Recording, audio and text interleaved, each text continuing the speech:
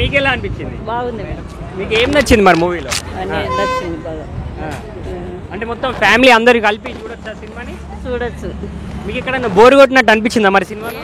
ఏం లేదు. ఫ్రెండ్స్, జయప్రభాస్ అని కామెంట్ చేసి సబ్స్క్రైబ్ చేసి చూడండి. జయప్రభాస్ అని కామెంట్ చేసి సబ్స్క్రైబ్ చేసి చూడండి. లైక్ కూడా వేయండి. ఖచ్చితంగా జయప్రభాస్ అని కామెంట్ చేసి సబ్స్క్రైబ్ చేసి ఫుల్గా చూడండి. Thank you. హీరో ఎలా చేశాడు మరి? హీరో బాగా చేశారు. హీరో బాగా చేశారా? సాంగ్స్ అవన్నీ ఎలా అనిపించినాయి?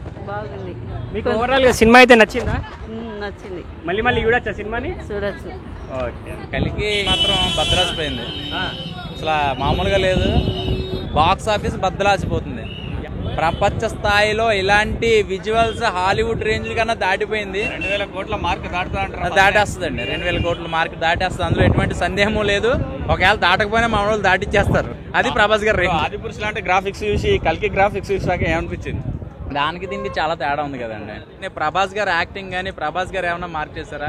ఆయన ఒరిజినాలిటీ లాగా ఉంది. ఒకటే చెప్తున్నాను, కలికి అనే సినిమా దాటిద్ది. ఇంకా చెప్పాలంటే గట్టిగా కొడుతుంది. నేను చెప్తున్నా కదా, బద్దలాసిపోద్ది అనమాట. ఎవడాపుతాడు? 2000 కోట్లకు ఇంకొక 500 కోట్లు యాడ్ చేసుకున్నా నష్టమే లేదు.